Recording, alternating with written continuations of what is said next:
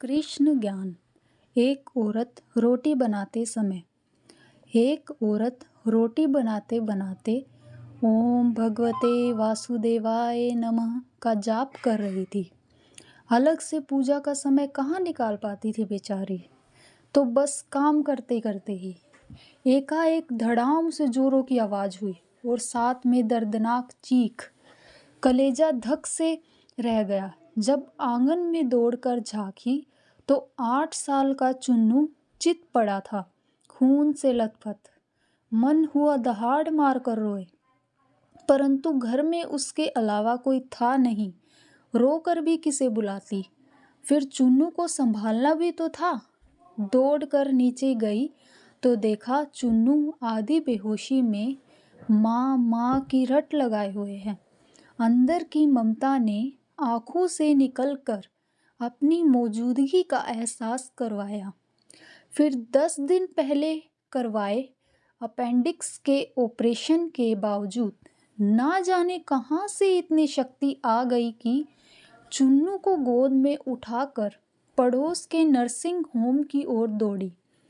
रास्ते भर भगवान को जी भर कर कोसती रही, बड़बड़ाती रही, हे कन्हैया, क्या बिगाड़ा था मैंने तुम्हारा जो मेरे ही बच्चे को। खैर डॉक्टर साहब मिल गए और समय पर इलाज होने पर चुन्नू बिल्कुल ठीक हो गया। चोटें गहरी नहीं थी, ऊपरी थी, तो कोई खास परेशानी नहीं हुई। रात को घर पर जब सब टीवी देख रहे थे तब उस औरत का मन बेचैन था। भगवान से विरक्ति होने लगी थी। एक माँ की ममता प्रभु सत्ता चुनौती दे रही थी। उसके दिमाग में दिन की सारी घटना चलचित्र की तरह चलने लगी। कैसे चुन्नू आंगन में गिरा कि एकाएक उसकी आत्मा सिहर उठी। कल ही तो पुराने चापाकल का पाइप का टुकड़ा आंगन से हटवाया है, ठीक उसी जगह था जहां चिंटू गिरा पड़ा था। अगर कल मिस्त्री ने आया होता तो उसका हाथ अब अपने पेट की तरफ गया, जहां टाके अभी हरे ही थे ऑपरेशन के। आश्चर्य हुआ कि उसने 20-22 किलो के चुन्नू को उठाया कैसे। कैसे वो आधा किलोमीटर तक दौड़ती चली गई। फूल सा हल्का लग रहा था चुन्नू। वैसे तो वो कपड़ों की बाल्टी तक छत पर नहीं ले जा पाती।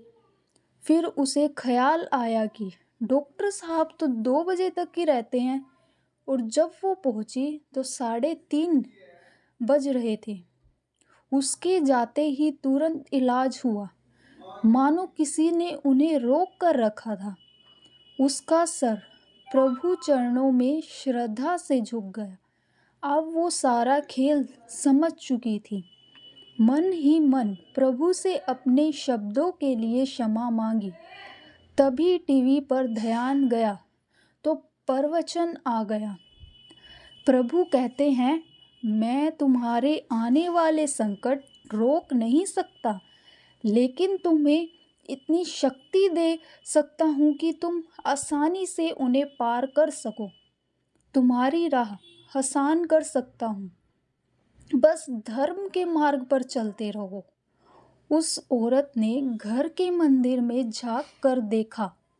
कन्हैया मुस्कुरा रहे थे।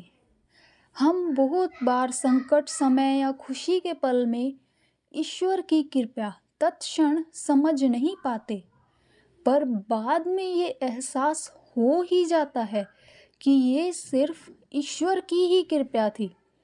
ऐसे वक्त श्रद्धा, आस्था और धैर्य बनाए रखें।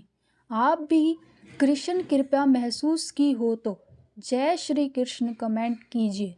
वीडियो पसंद आई हो तो ज़रूर अपने मित्रों परिवार से शेयर कीजिए। धन्यवाद।